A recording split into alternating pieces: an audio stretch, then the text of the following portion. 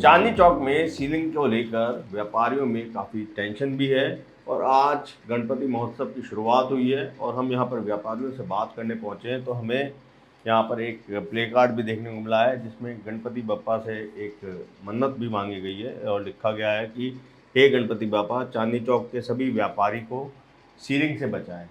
तो आप समझ सकते हैं कि टेंशन किस कदर है कि भगवान से ये दुआ मांगनी पड़ रही है कि सीलिंग ना हो।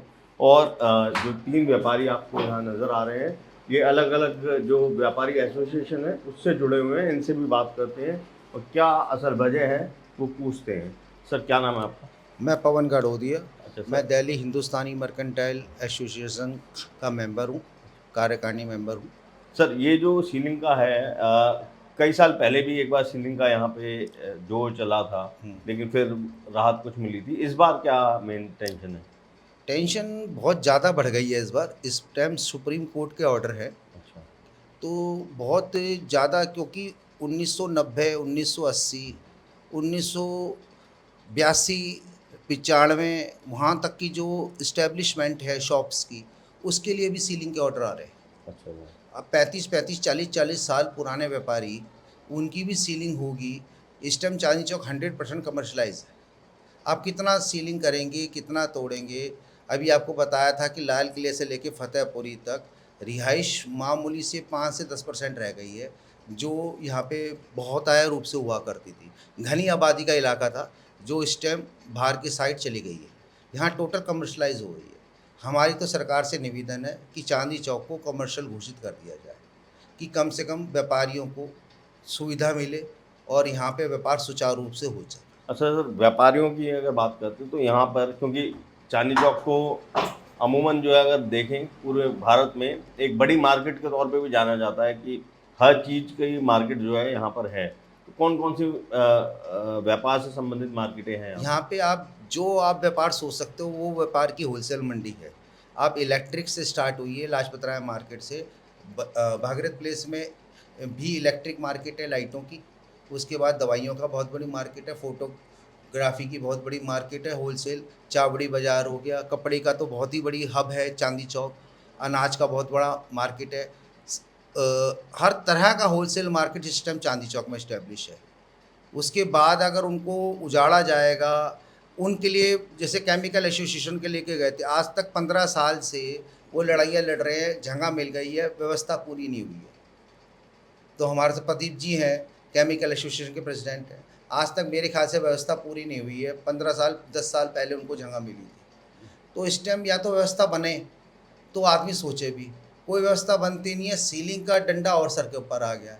व्यापारी व्यापार करे, उधर जीएसटी का डंडा, उधर सीलिंग का डंडा, व्यापार करे या क्या करे आदमी। सर, आप जैसे केमिकल मार्केट एसोसिएशन से हैं, तो आपकी अपनी एसोसिएशन की बात करें तो आपकी जो दुकानें हैं उसकी संख्या कितनी होगी? सर, हमारे दिल्ली के अंदर करीब करीब केमिकल के 3000 के आसपास दुकानदार हैं, लेकिन डीडीए ने जिन लोगों को वहाँ प्लॉट दिए शिफ्टिंग के अंदर, वो करीब 800 लोगों को प्लॉट दिए। किस जगह पे दिए 25 थे साल हो सर? गए। होलंबी कला में अच्छा। आईएफसी बनाया सरकार ने, जी। Integrated freight complex. वहाँ पे सारी फैसिलिटीज़ बननी थी और ये कंसेप्ट बना 1985 के अंदर। Okay sir. आज 40 साल हो गए, आज तक वहाँ किसी भी चीज़ की एक ईंट भी नहीं रखी गई। अच्छा। वहाँ पे फायर स्टेशन बनना था, एक फ्रेट कॉम्प्लेक्स बनना था रेलवे स्टेशन पे, डिस्ट्रिक्ट सेंटर बनना था, पुलिस स्टेशन बनना था, कुछ नहीं है आज तक। आप अगर जाके देखेंगे तो आज भी बियाबान जंगल है। Okay sir. सिर्फ एक केमिकल वालों को वहाँ प्लॉट दे दिए गए। रोज़ चोरियाँ होती हैं वहाँ, जो सामान रखते हैं। इवन ये हालत है कि शटर भी तोड़ के ले गए, अच्छा। शटर भी उतार के ले जाते हैं। तो उस हालत के अंदर कोई अपना माल वहाँ कैसे रख सकता है? जी। ये बहुत तो दुखद 3 स्थिति यहाँ जो है। दुकानें आप बता रहे हैं वही चांदनी चौक इलाके में ही ये है? चांदनी चौक इलाके में थी जी, केमिकल की, जो अब डिस्पर्स हो गई। ओके। माननीय उच्च न्यायालय का आदेश था 2020 के अंदर, उसके बाद सब लोग यहाँ से चले गए जी, सब डिस्टर्ब हो गया। अब पूरी मार्केट स्कैटर्ड है पूरी दिल्ली में, बहुत सारे लोग बाहर चले गए। कुछ लोग जो इसको नहीं फेस कर पाए, उन्होंने व्यापार बंद कर दिया जी अपना। तो मार्केट शिफ्टिंग का या सीलिंग का जो ऑर्डर है, वो उस कानून के हिसाब से तो हो सकता है कि सरकार को ठीक लगे या न्यायालय को ठीक लगे, लेकिन अगर मानवीयता के आधार पे आप देखें तो उससे एक दुकान सील होने का मतलब है कम से कम 50 लोगों का जीवन उजड़ जाना। जो दुकानदार हैं उसका परिवार, जो कर्मचारी हैं उनका परिवार, जो पल्लेदार हैं, लेबर है, ठेले वाले हैं उनका परिवार, और कितने लोग जो उसके साथ जुड़े होते हैं, उन सब की ज़िंदगी खराब हो जाती है। आपका क्या नाम है सर? जी, मेरा नाम सुधीर अग्रवाल है। अच्छा। मैं गणेश मंडल में कैशियर हूँ। दिल्ली हिंदुस्तानी मर्केंटाइल एसोसिएशन, जो कपड़ा व्यापार की 131 साल पुरानी एसोसिएशन है, उसका मैं कार्यकारी सदस्य हूँ। सर तो आपकी जो कपड़ा मार्केट की बात करें, कितनी दुकानें आपके कपड़ा मार्केट कपड़ा में? मार्केट में लगभग हमारी एसोसिएशन के अंडर 28,000 दुकानें हैं, अच्छा, होलसेल व्यापार और रिटेल व्यापार की। ओके। तो सब चांदनी चौक में? सब चांदनी चौक की बता रहा हूँ। चांदनी चौक में 28,000 लगभग दुकानों का प्रतिनिधित्व हमारी एसोसिएशन करती है। जी। तो अभी अचानक ही ना ये जो सीलिंग के ऑर्डर्स आ गए, ये मुगलकालीन बाज़ार है। मतलब आप किसी से भी पूछो दिल्ली चांदनी चौक, तो सबके मुंह से निकलेगा कि वहाँ पे सस्ता सामान मिलता है। मतलब एक लेमैन से किसी से पूछो तो सबको पता है ये कॉमर्शियल है। अच्छा, पहले यहाँ पे रेजिडेंशियल कॉमर्शियल था, लेकिन अब अगर आप चेक कराएं, मतलब सरकार को एक सर्वे कराना चाहिए कहाँ पे कितना रेजिडेंशियल है। अगर वो चेक कराएंगे ना, जितनी नीड होगी ना कॉमर्शियल के लिए, अब तो 1-2% खाली रेजिडेंशियल यहाँ पे बचा होगा। पर लेकिन ये जो सीलिंग हो रही है, मेरे को समझ में नहीं आ रहा किस बेसिस पे हो रही है। मतलब टारगेटेड सीलिंग भी है, कुछ कंप्लेनर यहाँ पे बहुत हैं, कंप्लेनर्स की वजह से भी हो रही है। अच्छा, supreme court dog street dog के लिए खुद संज्ञान लेके उनके ऊपर एक्शन ले सकता है और वापस अपना डिसीजन ले सकता है। ये तो बहुत हिस्ट्री में बहुत ही कम होता है सुप्रीम कोर्ट अपना डिसीजन वापस ले ले। कपड़ा व्यापारी सारी जगह, कभी किसी मिनिस्टर के पास, कभी किसी कोर्ट में, सब घूमे जा रहे हैं, पर उनकी जू नहीं रेंग रही। कितने लाखों लोग इस पे जुड़े हुए हैं, लाखों लोग उनके डिपेंडेंट, मतलब ये करोड़ों में संख्या पहुंच जाएगी। पर सुप्रीम कोर्ट की कोई ध्यान इधर नहीं है। कपड़ा व्यापारी को तो उन्होंने समझ लिया स्ट्रीट डॉग से भी नीचे चले गए वो। तो सर अब आप लोगों ने क्या आगे के लिए क्या सोचा है, क्या एक्शन, मतलब ऐसा क्या था आप? जी, आज बहुत अच्छा दिन है, गणेश चतुर्थी है। हमने तो पापा के आगे अर्जी लगाई है जी। कि बाबा आप ही सुनो। ना सुप्रीम कोर्ट सुन रहा, ना कोई नेता सुन रहे, ना कोई सुन रहा। जी। तो अब पापा ही सुनेंगे, वो ही उनको बुद्धि देंगे। अब सुधीर भाई के द्वारा बहुत बढ़िया बात कही है कि कपड़े वालों की पोजीशन कुत्तों से भी गई बीती हो गई है। जो स्ट्रीट डॉग का मैटर क्लियर कर सकती है सुप्रीम कोर्ट, हम कपड़े वालों की कोई सुनवाई नहीं, सिर्फ कंप्लेंटर को पर सुनवाई हो रही है। कंप्लेंटर अपनी कंप्लेंट करके चला जाता है। जी। अब ये नहीं देख रहे कि कमर्शियल कितना है, रेजिडेंशियल कितना है। तो व्यापारी जाएगा तो जाएगा कहाँ, फिर बप्पा की शरण में ही आएगा। बाकी सर वैसे क्या प्रयास करें एमसीडी मेयर से या किसी से बात जी करने का? बिल्कुल। जी। इसमें देखिए सारे जितने भी तरीके हैं सारे अब हम लोग फॉलो कर रहे हैं। माननीय उच्च न्यायालय के पास भी हम लोग अपनी फरियाद लगाएंगे कि भाई एक वो व्यवहारिक तौर पे सरकार अगर नहीं कराना चाहती तो माननीय उच्च न्यायालय करा लें, एक जांच करा लें, पूरा सर्वे करा लें, और उसके बाद अगर उनको लगता है कि यहाँ गलती है तो हम सजा भुगतने के लिए तैयार हैं। दूसरा, जो हमारे प्रतिनिधि हैं, चाहे वो नगर निगम से हों, विधानसभा से हों, केंद्र सरकार से हों, अब सभी एक ही पार्टी से हैं, भाजपा से हैं। तो अब तो कोई किसी के पास ये गुंजाइश भी नहीं है कहने की कि भाई कोई हमारे काम में अड़ंगा डाल रहा है। तो हमारे जो प्रतिनिधि हैं उनसे भी ये अपील है, हम उनसे मिले भी हैं, आगे भी उनको अपने जो मेमोरेंडम है वो देंगे कि भाई जो भी परेशानियां हैं उसका एक व्यवहारिक तौर पे हल निकाला जाए, और सिर्फ एक लकीर के फ़कीर बनकर कि पुरानी दिल्ली को उजाड़ना है, इसको सिर्फ टूरिस्ट हब बनाना है। लेकिन अगर टूरिस्ट हब बनाने के नाम पे अगर पुरानी दिल्ली के होलसेल व्यापार को उजाड़ दिया जाएगा तो शायद उससे ज़्यादा दर्दनाक और गलत बात कोई नहीं हो। सर जैसे कपड़ा दुकानों की जो जी। संख्या हो गई या आपकी जी, केमिकल जी, वालों की जी, संख्या हो गई, जी, ओवरऑल अगर चांदनी चौक की बात करें अंदाजन कितनी लाखों दुकानदार या लाखों व्यापारी दुकानदार होंगे? हैं अभिषेक जी। आप पूरा इलेक्ट्रिकल ट्रेड, पूरा इलेक्ट्रॉनिक ट्रेड, पूरा हार्डवेयर का ट्रेड, पेपर का ट्रेड, आपका कार्ड्स का trade, cycle market, photo goods की मार्केट, दवाइयों की मार्केट, ज्वेलरी की मार्केट, पूरी ऑप्टिकल की मार्केट, जूते की मार्केट, अनाज की मार्केट, ड्राई फ्रूट किराने की मार्केट, मतलब यू नेम द थिंग। एक देखिए पुरानी दिल्ली किस चीज़ के लिए मशहूर थी। पुरानी दिल्ली के दोनों तरफ रेलवे स्टेशन था, तो दिल्ली के आसपास जो 200 किलोमीटर का छोटा दुकानदार है जिसकी दुकान पे सब कुछ मिलता है। दिल्ली तो ऐसी मार्केट है जहाँ एक दुकान पे एक ही चीज़ मिल रही है, वहाँ पे एक दुकान पे सब कुछ मिलता है। तो वो सुबह आता था, पूरी दिल्ली से परचेजिंग करता था और शाम को अपने घर चला जाता था। उसको पूरी दिल्ली में कहीं भागने की ज़रूरत नहीं थी। अगर पुरानी दिल्ली डिस्टर्ब हुई तो सारा जो सिस्टम, एक इकोसिस्टम बना हुआ है, वो पूरा इकोसिस्टम डिस्टर्ब हो जाएगा। तो हमारा तो सरकार से निवेदन है, इसको टूरिस्ट हब बनाएं, फैसिलिटीज़ डेवलप करें, लेकिन व्यापार को ना उजाड़ें। ये हाथ जोड़ के निवेदन है सरकार से।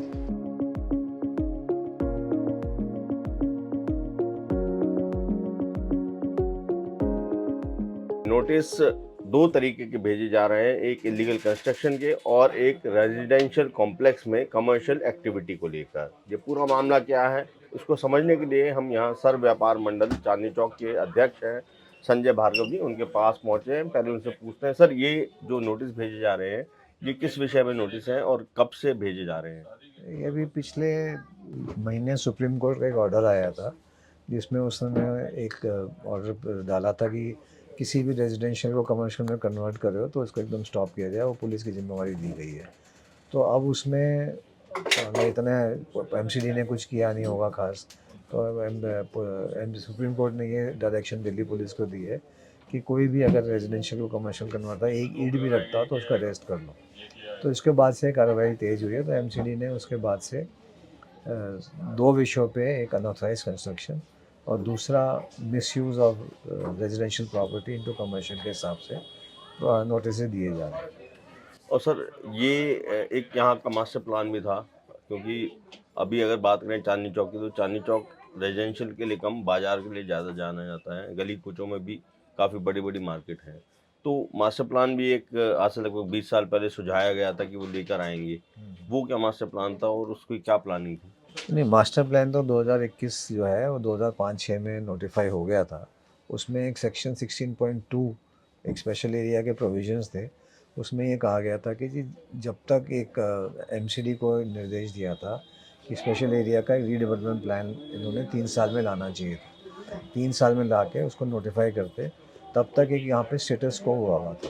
स्टेटस को का मतलब यहाँ कोई नया नक्शा नहीं पास हो सकता, कोई नई कंस्ट्रक्शन नहीं हो सकती, तो कोई ऐसी कार्रवाई नहीं हो सकती। स्टेटस मतलब जिस टाइम 2005-06 में जो स्टेटस था वहीं के वहीं रहना चाहिए। वो आज तक एमसीडी 3 साल के, आज 2025 हो गए, 20 साल हो गए, एमसीडी आज तक उसको नोटिफाई नहीं की है। बना तो हुआ है पर उसको नोटिफाई नहीं किया। अगर वो आ जाता तो चीज़ें काफ़ी क्लियर हो जाती भाई कहाँ कमर्शियल है, कहाँ क्या है। तो अभी तक वो आया नहीं। इसके ना आने से 20 साल में इतनी यहाँ कमर्शियल एक्टिविटी बढ़ गई है और इस वजह से वो यहाँ के रेजिडेंशियल लोग भी यहाँ छोड़ छोड़ के जा रहे हैं और ज़्यादातर जो छोड़ रहे हैं वो कमर्शियल में कन्वर्ट होता जा रहा है। तो इसमें बेसिकली दोषी तो एमसीडी है, पर अब ये 20 साल में कुछ हुआ नहीं। अभी पुराने मुर्दे उखड़ रहे हैं। लोग बाग के पास कमर्शियल बिजली के कनेक्शन हैं, कमर्शियल ट्रेड लाइसेंसेस हैं, कमर्शियल हाउस टैक्स देते हैं। तो एमसीडी जब कमर्शियल ले रही है तो फिर उसमें ट्रेड लाइसेंस दे रही है, तो फिर उसमें अनऑथराइज्ड यूज़ का कैसे हो जाएगा। तो ये बड़ा हमारी समझ से बाहर है कि एमसीडी ऐसा एक आर्बिट्ररी एक्शन क्यों कर रहा है, क्योंकि एमसीडी को कोई कहने वाला नहीं कि जब हम रीडेवलपमेंट प्लान क्यों नहीं लाए। ये सारी जो प्रॉब्लम आ रही है उसकी वजह से आ रही है। और सर अगर इस पूरे चांदनी चौक की बात करें, एक तो आपका मेन रोड का एरिया है जो आपकी एसोसिएशन है, इसमें कितनी दुकानें होंगी? और अगर अंदर गली कूचों को भी जोड़ दिया जाए तो टोटल कितना एक आंकड़ा बैठता होगा? सर मेन रोड पे जो टोटली कमर्शियल एरिया, आज से तो कमर्शियल है नहीं, जिस दिन से बना बाबा दम के ज़माने से, जिसे कहते हैं जब शाहजहाँ ने बनाया था तो ये बाज़ार ही बनाया था। तो ये कमर्शियल टोटल स्ट्रीट है कमर्शियल, और कमर्शियल स्ट्रीट है तो कमर्शियल स्ट्रीट में ऊपर नीचे मिला के करीब 800-900 दुकानें होंगी। बाकी अंदर गली कटरों में बहुत दुकानें हैं, हज़ारों में दुकानें होंगी, करीब 60-70-80 हज़ार दुकानें होंगी। अब उसका कुछ जो 62 से पहले, जैसे किनारी बाज़ार है उसमें 62 से पहले नीचे कमर्शियल था, तो 62 से पहले जिसके पास जो मार्केट है, प्रूफ है उसके पास, तो उसको तो एमसीडी कमर्शियल मानती है। उसके अलावा जो 62 के पहले का कोई प्रूफ नहीं है मार्केट का, तो वो एमसीडी उसको नहीं मानती। तो समस्या उन लोगों की है। तो अभी सर आने वाले दिनों में क्या रेमेडी आप लोग सोच रहे हैं कि अगर आपकी सुनवाई नहीं होती है एमसीडी के स्तर पर, तो क्या रेमेडी आप लोग देना चाहेंगे? तो रेमेडी देखिए, कोर्ट के आगे तो कोई, जो कोर्ट की डायरेक्शन है रेमेडी तो कोई होती नहीं है। जो कोर्ट डायरेक्शन देगा उसको ना, या तो आपको चैलेंज करना है किसी को तो कोर्ट जाना पड़ेगा। कोर्ट जाइए, एप्लीकेशन फाइल करिए, कोर्ट आपको सुनेगा, जैसा डिसीजन होगा वो मानना पड़ेगा। और इसमें और तो कोई दिक्कत नहीं है। बाकी यह है कि क्योंकि यहाँ पे जैसे एक स्पेशल एरिया का था, हम लोग 2006 में या 7 में हम एक ऑर्डर लाए थे स्पेशल एरिया का, तो उसमें बड़ा क्लियर एमसीडी को डायरेक्शन दिए थे कि वो जो रजिस्ट्रेशन नहीं कर सकती प्रॉपर्टीज़ की जो कमर्शियल या रेजिडेंशियल मिसयूज़ हो रहा है, तो कब से पहले होता है कि रजिस्ट्रेशन होनी चाहिए थी। सुप्रीम कोर्ट ने हमारी याचिका के ऊपर रजिस्ट्रेशन के ऊपर रोक लगा दी थी। रजिस्ट्रेशन मेन था जिसमें कन्वर्जन और चार्जेस या पार्किंग चार्जेस जमा कराने थे, तो एक दफ़ा उसी का रोक लगाया हुआ था। तो उसके बाद आगे जो सारा प्रोसेस है वो कन्वर्जन का सब स्टॉप हो जाता है। तो एमसीडी उस चीज़ को भी नहीं ध्यान करता, उसके अलावा भी ये दे रहे हैं। तो मेरे ख्याल से कोई औचित्य नहीं है कि इसका कोई स्टेटस नहीं बनता एमसीडी को कि ऐसे नोटिस देने। पहले जो इसमें एमसीडी को रीडेवलपमेंट प्लान लाना चाहिए था, उसको करना चाहिए था। उसमें देखते हैं रीडेवलपमेंट प्लान में कितना कमर्शियल है। अब नया मास्टर प्लान भी आने को खड़ा है 2041, तो अभी भी उसका समझ नहीं आ रहा, वो भी 3-4-5 साल लिम्बो में पड़ा हुआ है। तो सरकार की क्या मंशा है कोई भी नहीं जान सकता, और क्या चाहते हैं क्या नहीं चाहते। तो उस सारी प्रॉब्लम में इस शहर का सत्यानाश हो रहा है। जितना भी हेरिटेज वैल्यू है सब खत्म होती जा रही है। ठीक है, रेजिडेंशियल ख़त्म हो गया, बट फिर भी प्लानिंग है, जो हवेलियाँ हैं पुरानी है, वो सब पुरानी धरोहर है, उसको तो बचाना चाहिए ना। तो धीरे धीरे और भी सब खत्म हो जाएगा। और सर जो स्पेशल एरिया है थोड़ा वो समझा पाएंगे दर्शकों को, स्पेशल क्या एरिया स्पेशल वैसा, एरिया? क्योंकि ये 1962 का पहले का बना हुआ एरिया है और प्री इंडिपेंडेंस का एरिया है। मास्टर प्लान एमसीडी एक्ट के आने से बाद 1962 में एमसीडी एक्ट आया, उससे पहले का बना हुआ एरिया है। तो कुछ ये एरिया प्लस दिल्ली में और भी कुछ एरियाज हैं तो स्पेशल एरिया इन्होंने वॉल्ड सिटी को सारा स्पेशल एरिया कहा है। और वॉल्ड सिटी के बाहर जैसे पहाड़गंज है, करोल बाग है, इसे walled city special area extension का दिया हुआ है स्टेटस। तो स्पेशल एरिया के स्पेशल प्रोविजंस बनने थे एज पर मास्टर प्लान 2021। उसमें किस तरह से उसको पुरानी बिल्डिंग को देखते हुए, हेरिटेज को रोकते हुए, बाकी क्या कहूँ कि डिप्लेटेड पुरानी बिल्डिंग हो गई हैं, काफ़ी झरझर हालत में होगी, सबका रीडेवलपमेंट होना है। अगर उसमें वो प्रॉपरली प्लानिंग करते हैं कि भाई जो संकरी 6 फुट की गली है उसको 8 फुट करना है, 10 फुट करना है, उस हिसाब से कर लो, इसको प्लानिंग होनी थी। तो वो कोई भी प्लानिंग नहीं हुई कि भाई इसमें क्या क्या चीज़ें। तो पूरा इस शहर का अनप्लान्ड आज भी हो रहा है, क्योंकि 62 से पहले कोई प्लानिंग से तो बना नहीं था, एक्सेप्टिंग जो मेन रोड अंग्रेज़ों ने 1911 में बनाई थी। बाकी तो सबके अपने अंदर खास प्लानिंग से होने को पुराना शहर है। तो इस पुराने शहर को डेवलपमेंट के लिए उन्होंने एक प्लान लाना था। स्पेशल एरिया का स्पेशल प्रोविजन है इसमें हर चीज़ का, क्योंकि पुराना एरिया, इसलिए उन्होंने उस प्लान को उसके हिसाब से बनाना चाहिए। तो ये आपने सुना कि किस तरीके से जो स्पेशल एरिया है उसका स्टेटस दिया गया था और एक मास्टर प्लान भी लाया गया था 2021 जो आज तक लागू नहीं हुआ है, और अब 2041 जो मास्टर प्लान है उसकी तैयारी की जा रही है। ऐसे में जो नोटिस है एमसीडी व्यापारियों को भेज रही है, शायद सुप्रीम कोर्ट के सामने अपनी खाल बचाने के लिए प्रयास किया जा रहा है।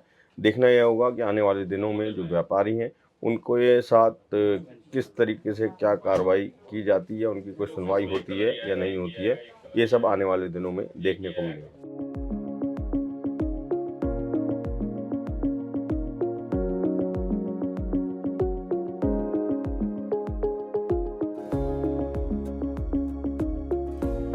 चांदनी चौक के व्यापारियों में इन दिनों जो डर सता रहा है वो है सीलिंग को लेकर, क्योंकि सुप्रीम कोर्ट ने आदेश दिए हैं कि यहाँ पर उन दुकानों को सील किया जाए जो रिहायशी इलाके में चल रहे हैं या फिर जो इलीगल कंस्ट्रक्शन का हिस्सा है। ऐसे में जो यहाँ व्यापार कर रहे लोग हैं उनका कहना है कि चांदनी चौक में आज की डेट में अगर देखा जाए तो रिहायशी जो घर हैं वो ना के बराबर हैं, और ऐसे में एक बड़ा वर्ग अगर सील यहाँ किया जाता है तो वो बड़ा वर्ग जो है, जो यानी कि व्यापारी वर्ग है, वो उससे काफ़ी ज़्यादा जो है नुकसान में पहुँचेगा। और उस अकेले व्यापारी से नहीं बल्कि वहाँ पर जो लोग काम करने आते हैं या फिर पूरे देश से जो लोग यहाँ व्यापार करने आते हैं वो सब भी अफेक्ट होंगे। उनका कहना है कि यहाँ पर मास्टर प्लान 2021 भी लाया गया था जिसको अब 20 साल हो चुके हैं, उस पर अभी तक एमसीडी या फिर दिल्ली सरकार की तरफ से कोई काम नहीं हुआ है, और मास्टर प्लान 2041 जो है वो अब लाने की तैयारी है।